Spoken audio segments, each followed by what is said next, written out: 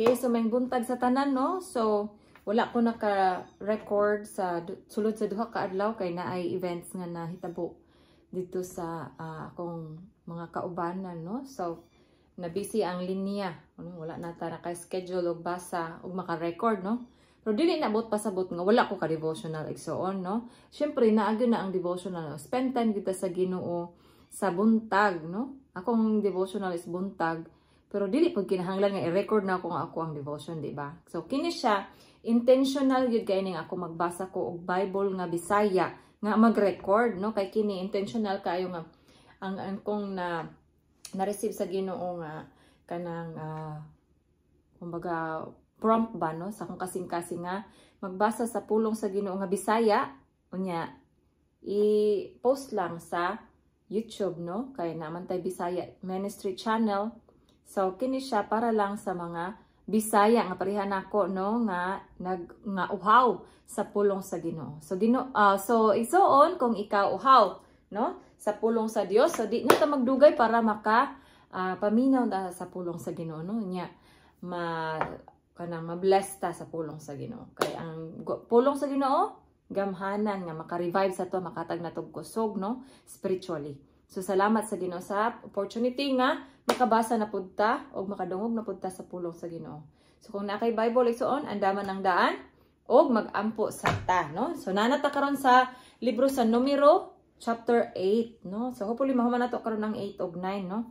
So, okay, magampo sa ta. Hallelujah, hallelujah. Dalaygon og mahimayaon namo nga Dios. Salamat kaayo Lord nining kahigayunan. Dalaygon ang imong buhi nga ngalan, Lord. Salamat kay Ginoo sa imong gugma. Salamat kay Ginoo sa imong mga pabor sa among kinabuhi. Lord, dalaygon ang imong ngalanag. Lord, I pray nga ikaw ang Dios mamuhat karon sa among taliwala, sa Ginoo sa among pagbasa sa imong mga pulong, Ginoo. I pray nga tanang maminaw, makadungog niini, Lord, mapanalanginan usab. And Lord, salamat nga imuhang ablihan among salabutan, among mga kasing-kasing nga imong pulong, Ginoo, magkaroon gyud og lugar sa among kinabuhi, Lord, nga kini among ma-apply sa among kinabuhi. So, salamat kayo, Lord, dalaygon ikaw sa walay katapusan. Kining tanan akong ipasalamatan, pinagisang ngalan ni Jesus, dalaygon ka. Amen og amen. Praise the Lord. Hallelujah. Okay, Holy Spirit, guide us today, Lord. Salamat, Ginoo. Kay nanata sa Numero chapter 8. Unya, hopefully mahuman na to ang chapter 9. Okay, so, verse 1. So, mo kining ang chapter nga, giingon diriya gipahimutang ang mga suga, no? So kung ma-remember nato kining suga part ni sa katong tulda bitaw, di ba? Tulda nga tagbuanan sa mga katawhan o sa Ginoo, di ba? Okay, so chapter 8, no, Numeros chapter 8. Okay, verse 1. Miingon ang Ginoo kang Moises, sultihi si Aaron nga inig pahimutang na niya sa mga suga, kinahanglan mahayagan niini ang atubangan sa tungtunganan sa suga. Gituman ni Aaron ang maong sugo, ang tungtunganan sinalsal nga bulawan gikan sa sukaranan niini ngadto sa mga bulak-bulak sumala sa sumbanan nga gipakita sa Ginoo kang Moises. Amen. Okay, so verse 5. Okay. So, ingon diri ginluan og gihalad ang mga Levita, no? Remember kato mga Levita mautong mga kanang kauban sa mga pari nga mag-serve sa Ginoo dito sa tulda, no? Okay, so verse 5 ingon diri unya ang Ginoo miingon kang Moises, ilain ang mga Levita gikan sa ubang mga Israelita og hinluis sila. Okay, verse 7, wisiki sila sa tubig nga ighihinlo aron mahugasan sila sa sala og pabarbasi ang tibuok nilang lawas. Pabarbasan ang tibuok nilang lawas. Okay, human niini palabhi nila ang ilang bisti og sa ingon mahinlo na sila. Okay, so kumbaga i-consecrate sila, no, kanang ilahi ba, no? So hinluan sila. Okay, verse 8, unya pakuhaa sila turiyong baka uban sa halad nga pagkaon nga hinimo gikan sa labing maayong harina nga minasag lana. pakuhaa usab sila og laing turyong baka ingon nga halad tungod sa sala og dad-a sa atubangan sa tulda nga tagbuanan ang mga Levita ug tiguma ang tibuok katawhan sa Israel. Verse 10. Inigdala na nimo sa mga Levita ngadto sa atubangan sa Ginoo, papandungi sila sa mga Israelita sa ilang mga kamot. So i-lay hands, no? I-lay hands. So papandungi sila sa mga Israelita sa ilang mga kamot. Ihalad niya aron ngadto sa Ginoo ang mga Levita ingon nga halad nga binayaw gikan sa mga Israelita aron mag-alagad sila sa Ginoo. Kay sila ang mga kauban, no, sa mga pari nga mag-alagad sa Ginoo. Okay, verse 12. Unya ipandong sa mga Levita ang ilang kamot diha sa ulo. So iana, no? Sa duha ka turong baka. Ano ni? Unya ipandong sa mga Levita ang ilang kamot diha sa ulo sa duha katurong baka. So dito nila ilehen silang kamot sa baka, no? Okay, sa turong baka. Ang usa ka baka ihalad tungod sa sala, og ang usa ingon nga halad nga sunugonon alang sa Ginoo aron sa pagpapas sa sala sa mga Levita. Okay, verse 13. Paalagara ang mga Levita kang Aaron og sa iyang mga anak og ihalad sila ngadto sa Ginoo ingon nga halad nga binayaw. Verse 14, sa ingon niining paagiha, lainon nimo ang mga Levita gikan sa ubang mga Israelita og maako na ang mga Levita. Verse 15, human mo kahinloi og ikahalad ang mga Levita ingon nga halad nga binayaw, mag-alagad na sila diha sa tulda nga tagbuanan. Okay, verse 16. Sila gigahin man alang kanako inay ang mga kamagulangang anak sa tanang mga Israelita og akoa lamang sila. Verse 17. Akoa ang tanang kamagulangang anak sa mga Israelita, ingon man ang mga panganay sa ilang kahayupan. Gigahin ko sila alang kanako sa dihang gipamatay ko ang tanang kamagulangang anak sa mga Ehiptohanon.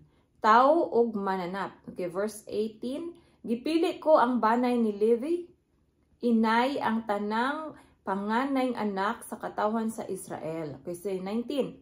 Gihatag ko kang Aaron og sa iyang mga anak ang mga Levita ingon nga gasa. Ingon nga gasa gikan sa katawhan sa Israel aron mag-alagad sila didto sa tulda nga tagbuanan alang og tungod sa mga Israelita og manalipod sa mga Israelita aron dili mahiagom ang katawhan sa kamatay kun pananglit moduol sila sa dapit nga balaan. So sila magbantay, no, sa mga Israelita nga dili sila mamatay, no, kay basin unyag mukalit ra sila duol sa dapit nga balaan, no, katong mga Israelita. So dapat na ay nagbantay. So ang mga Levites, no, ang sangunan ana, no, sila ang magbantay sa mga Israelita. Okay, so verse 20. Mao kini ang gibuhat ni Moises og ni Aaron og sa tanang Israelita ngadto sa mga Levita og gihimo sa mga tawo ang tanang gisugo sa Ginoo kang Moises. Kay 21, o gihinluan sa mga Levita ang ilang kaugalingon sa ilang mga sala o gilabhan nila ang ilang mga bisti. Unya gihalad sila ni Aaron ingon nga halad nga binayaw atubangan sa Ginoo. O gihimo ni Aaron ang seremonyas sa pagpapas sa sala alang kanila aron mahinlo sila. Kay 22, tapos niini or human niini nanulod ang mga Levita sa tulda nga tagbuanan aron mag-alagad didto ingon nga mga katabang ni Aaron og sa iyang mga anak. Kay gibuhat nila ngadto sa mga Levita ang mga gisugo sa Ginoo kang Moises.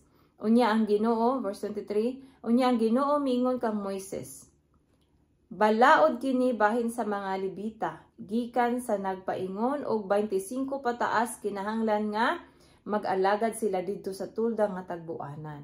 Kay 25, kadtong nagpanuigon na og 50 og pataas, kinahanglan nga muundang na sa pag-alagad.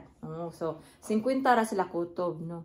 Unya kung kuan pa ka sa 50 pataas, di na ka murag retire na ka sa imong serbisyo or pag-alagad sa Ginoo dito sa tulda nga tagbuanan. Okay. So verse 26, magtabang-tabang na lamang sila sa ilang isig kalibita. Ingna niini pagpatrabaho ang mga Levita. So ing ato ang ilahang kuan nga na sila limit no sa edad. So 25 hangtod 50 or diha ra sila kutob 50 ba. Pag 50 na sila mao na ilang utlanan nga mo retire na sila no. Di na sila pwede nga mo pabdayon og serve dito sa tulda nga tagbuanan. Ihatag nila ang ilahang katungod or ilahang pagtrabaho ba no, kung asa sila gi-assign ihatag nila dito sa mga batan-on pa kay sa ilaha. Kailangan sila mo step down na no, muhawa na sa ilahang posisyon para ihatag sa mga bag-ong tubo ang ilahang posisyon no para mag-alagad sa Ginoo. So yung ana gihapon siguro ang maayo no para nabay healthy nga kanang service diha sa Ginoo bitaw no. Katong mga nana sa tigulang na, mo step down na, no? Unya, ihatag nila sa bagong tubo ang posisyon. Unya, ang ilahang katong mga tigulang ning step down na, katong ning hawa na sa service, no? Kay ihatag nilang posisyon sa mga batanon. Sila na ang mag-mentor ba? So, mag-mentor sila sa mga batanon nga, naa dito sa posisyon nga kaniadto ilaha, no? Sila man ang mas nauna dito, kabalor na sila unsay dagan. So, ilang i-mentor tong mga bag-o dito, no? Nga naa sa posisyon. Kay bag-uhay pa man to experience. So, katong mga tigulang nga nahuman na, sila ang mag-mentor sa mga batanon. Kaya aron nga ang relasyon nila, dili ba ako dili bitaw mag-clutch, no? Dili mag-away ba, no? Kay, di ba na may uban, sa uban ba niya? Naiuban nga dili gusto mo baba sa ilang posisyon maski pila na 70 or unsa na ilang edad no kay sila didto. Unya tigulang na kaayo sila, di na kaayo sila makahimo sa pagtrabaho pero sige gyapon sila og trabaho kay una gyud nila hangtod na sila kinabuhi mag-serve sila sa Ginoo. Pero actually pwede magyapon ka mag-serve no nga sig tigulang na kaay ka imong i-mentor ang mga batanon nga mas kusgan, mas lagsik pa nimo, no? Kung ikaw karon nakas panuigon nga murag gusto sa Ginoo nga mo retire na ka ba? Pero dili retire na ka nga di na jud ka mo serve, no? Maka-serve gihapon ka igsuon, pero ihatag imong posisyon sa mga batanon pa nimo unya ang imong himuon nga mag-mentor ka sa ilaha, i-disciple nimo sila. Na kung unsa tong mga experience nimo sa una nga murag naglisod ka, tabangi itong mga bago kay for sure maagian pud to nila no at least ang imong experience makahatag nila idea nya unsa ang imong gihimo para maka-cope up ato di ba lami nang kanang ihatag nimo ang imuhang kanang imong i-share imong experience para katong nagsunod nimo ma-aware ba nga ingana day na siya so at least maka-learn ang katong mga batanon pa maka-learn sa imong experience unya kanang mahimo silang aware on silang pwede agian. Kaya naka-remember ko sa una, ingana akong pagkuan kanang nakoy madunggan nga mga stories sa mga kanang mas magulang pa nako. Ako siya huna-hunaon nga kanang learn from their experience. Di ko kinahanglan nga mo-experience sa ilang experience para lang makaingon ko nga ingani ang kinabuhi, no. Kanang makadungog gani kog mga testimony sa uban nga mga tigulang. Ako na siyang dawaton nga kanang murag advice bitaw nga wala sila kabalo nga sa ako agi take na ko siya nga kanang kanang kakuhaan ba og lesson ba no. I remember katong mama to siya niingon siya nga maldita daw kay siya sa unang katong gamay pa siya magsukol-sukol siya siyang mama. So karon nga naminyo na siya ingon siya ang iyang anak maldita kaayo. Nya nakahinumdum siya nga maldita pod siya katong gamay pa siya ingon siya sa ihang na learn siya mo nang kamo nga mga batanon pa karon wa pa mo naminyo pag binuotan mo sa inyong mga ginikanan karong i-bless mo sa Ginoo pag maminyo mo tagaan pa mo buutan nga anak kato nga testimony niya or nga gi-share niya ning tatak to siya sa ako ang huna-huna og kasing-kasing niya. That time nag-decide jud ko nga Lord tabangi ko nga mahimo kong buutan nga anak sa kong mamag papa. Kay pareha sa iya maldita pug ko that time pero pagkadungog nako sa iyang testimony or sa iyang gi-share, murag nakamatak ko nga dili pa ulahi ang tanan sa kuha that time kay dalaga pa man ko ato. So in Lord tabangi ko nga mahimo kong buutan nga mga anak sa kong mamag papa Lord. Nga unyag mamaminyo nako imo kong taganog buutan nga mga anak. So glory to God no kay gitagaan ko sa Ginoo og time nga makadungog ato nga testimony or nga iyang gi-share nakamatak ko. Og salamat sa Ginoo kay gitabangan po ko sa Ginoo nga mahinahinay og bago nga akong pagkamaldita pinaagi sa balang espiritu sa Ginoo nahimong nahinay-hinay nga nabuotan pug ko. No, ako ang na matikdan na tungod kay ang akong ate mismo niingon siya nga tinuod siguro deno nga makausab ng Bible kay murag na ako'y nakit-an sa imong kinabuhi ba. Kung lahi na kay karon kaysa sa una. Nakaingon akong ate ana. So dili ko nagingon nga ako nabago nga ako lang pero nadunggan ko na sa akong ate mismo kay maldita jud kay ko sa una kung mangutana mo sa akong igsoon makikuan jud ko nung dumog ko sa akong ate sa una gamay pa mi. Pero siya mismo ang nakaingon nga makausab jud siguro din ang Bible no kay nausab na ka ba. Na lahi ra ka kay ka sa una kay sa karon. So no kananging ana be no kang tabangan ta sa balang espiritu. No? Kung natay pangandoy nga mabago. So, also murag ning layo ta sa topic no pero ana ako ang nakuan ba no nga kung kamo nga na sa mga idaran tan-awa tong nagsunod ninyo nya i-mentor sila, no? Ayaw sila sa waya nga ay mao jud niya kung nakay na nakit-an nga dili maayo. Pwede man mo badlong ka nya i-mentor sila, i-disciple sila para maadto sila sa maayong dalan ba, no? Ayaw lang sila itabi, i-discourage no. Tudloy sila sa kung asa ang maayong dalan nga imong nakitaan kay mas magulang man ka, mas nakauna man ka ba, no? Kaya ingon pa to kung papa sa una nga ingon sa to padulong pa mo pauli nami, no? Mao na ilahang kuan sa una ba no nga magtubag-tubag ang mga anak ba no? Kuan ko na mga topic unya mo sagbat-sagbat ang mga bata unya mainis akong papa sa una mayon siya ay paingon pa mo pauli nami. So, mao na ilahang perminti kwan. So, kung nakabalo mo nga ang inyong katong mga naa sa next generation ba, no, nga murag, kana lagi, nagpaingon pa mi, pero kamo pabalik na, no? So, i-advise nga, ingani ang akong nakitaan na, ano ba, advice good, kay para maka-learn mi nga mga naa sa nagsunod ninyo, no? Nga, dili pag mi makahimo og same mistake sa inyong nahimo. Or sa inyong nagian ba, no? Kaya ingon pa kung manoy, kung nakaagi ka o kung nakatamak kag tai sa baka, nga among nakitaan kay nagsunod man ninyo, no? Nauna man mo. So kung nakatamak mo tai sa baka, kami nga nagsunod, makabantay mi nga, uy, naitay sa baka dito ayaw og tamaki kay siya o nakatamak. Ang ana ba, no? So kami nga nagsunod nagtan-aw mi sa inyong kinabuhi. So kung unsa inyong experience, pwede yun na ninyo i-share sa mo ang makuhaan na mo og lesson. So, mao lang na no kay katong sa mo to ang chapter 8. Kato dagdag lang to siya nga ako ang nakuan ba no nga katong mga nag-edad na og tiguang na ba 50 sa ilaha diri 50 nga mag-retire na sila. So kung unsa man imong posisyon karon nga tan-aw nimo murag tiguang naman jud ka no. Ihatag ng posisyon sa nagsunod nimo nga mga batanon. Saligi ang Ginoo nga mo nay tagaan sa Ginoo o kanang wisdom pod ba niya. Ikaw ayaw pog i-critic ng imo ang nagsunod nimo no hinuon tabangi siya nga maanda ma-prepare sa posisyon nga naa ka para pag naog nimo siya ang mupuli unya padayon ka mag-mentor niya, no? Padayon ka mag-mentor niya. Pero syempre magpaabot pug ka sa Ginoo kung unsa gyud ang giya sa Ginoo. Kay dili pod pwede nga ikaw ang mag-push sa tao. Kaya basig dili po din na siya mawang ibutang sa Ginoo. Pero ang ako diha nga kung kailangan na nimo mo step out na ka. Okay? So ana lang siya no nya.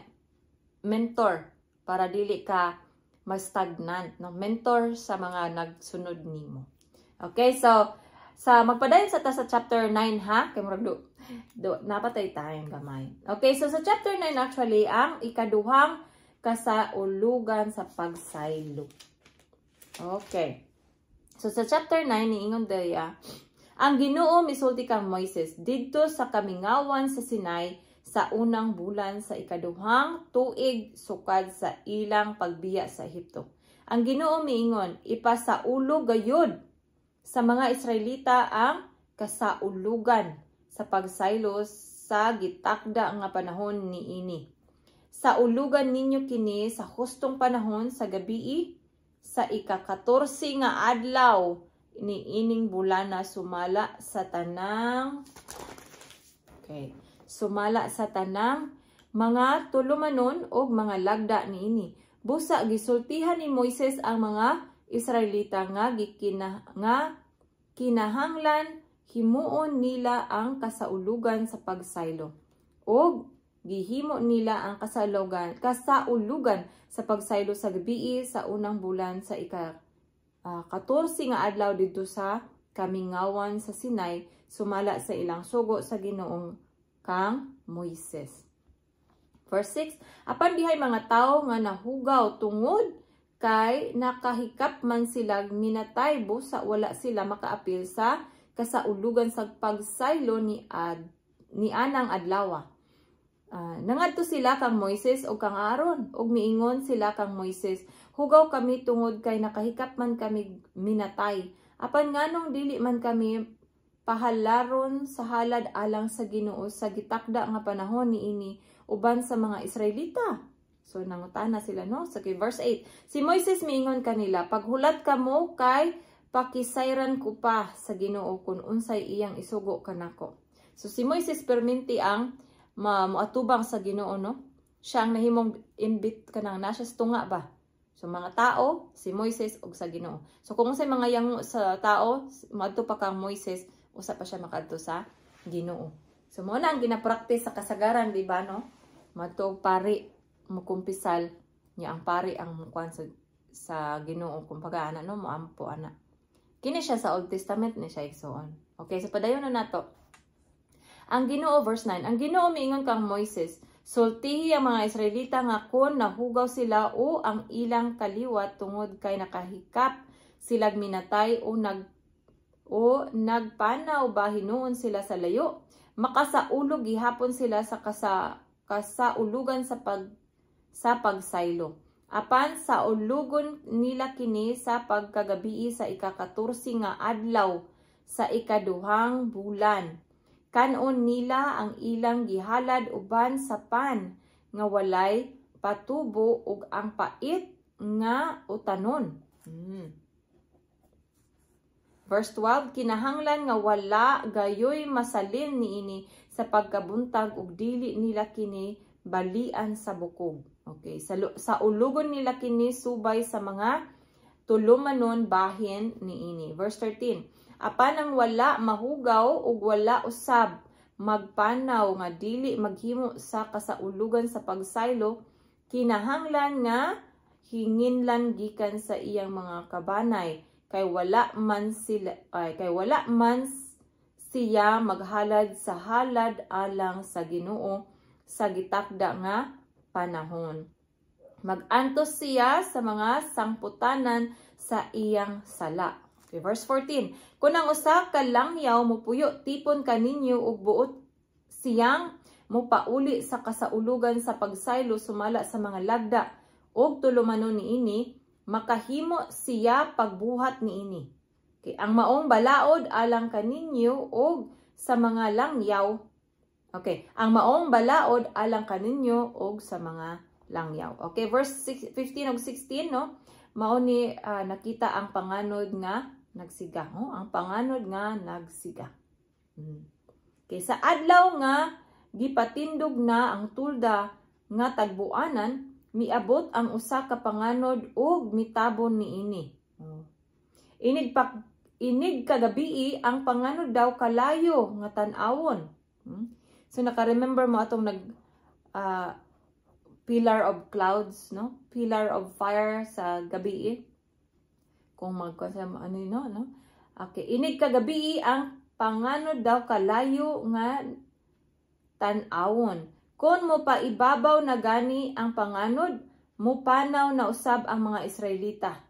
Asa gani muhunong ang panganod, adto usab sila didto magkampo. So ilang guide ang panganod, no? Ang panganod nagrepresenta kato og presensya sa Ginoo. Verse 18, busa mo panaw og magkampo ang mga Israelita sumala sa sugo sa Ginoo. Amen. Okay, verse 19, dili gayud sila mo panaw samtang magpabilin sa daghang mga adlaw ang panganod ibabaw sa tulda. Gituman gayud niya or nila ang sugo sa Ginoo. Usahay magpabilin ang panganod og pipila ka adlaw ibabaw sa tulda ug ang ilang pagpabilin sa kampo o pagpanaw nag-agad sa mando sa Ginoo. 21 usahay usab magpabilin ang panganod gikan lamang sa pagkakilom-kilom hangtod sa pagkabuntag ug mupadayon sila sa ilang panaw inig pa ibabaw sa panganod. Okay. Sa matag panahon nga mupaibabaw ang panganod, mupanaw sila. Verse 22, dili gayud mupanaw ang mga Israelita kon magpabilin pa ang panganod ibabaw sa tulda nga tagbuanan sulod sa duha ka adlaw o usa ka bulan o kapin pa niini. No. Apan kon mo paibabaw niini kon mo paibabaw kini mupanaw na usab sila. Ang pagpanaw sa hallelujah. Sorry, son ha kay murag akong mata na. Okay, ang pagpanaw ug pagpabilin sa kampo nag-agad sa mando sa Ginoo. Amen. Gituman gayud nila ang sugo sa Ginoo pinaagi kang Moises. Amen. Praise the Lord, no? Glory to God. So maokad to ang chapter 9 igsoon. So ang atong nahuman karon chapter 8 and chapter 9. So duha ka chapter atong nahimo, no? Atong nabasa unya atong nadungog. So igsoon kung aduna kay Biblia maayo gyud no nga magbasa ka. Kay lami po ng imuhang baglista ng imuhang Bible kung asa na kanahuman, asa nakakutob para nakailhanan, no? Kung asa ang nakahatag o kanang kuan sa imo baka namurag na interesado ka sa pulong sa Ginoo nga kana nga verse, pwede nimo siya taganog circle, tagani mo sign. So, salamat kay igsoon nga hangtod karon nagyapon kadiha ha. So glory to God, no? I pray nga ang Ginoo padayon mamuhat sa atong kinabuhi padayon nga magaawhag ka nato nga magbasa gid sa iyang pulong. Kaya nga iyang pulong ang atong kalanon sa matag adlaw, no? So salamat kay igsoon. Magkita na sab kita sa sunod higayon. Dalaygon ang Dios. Salamat.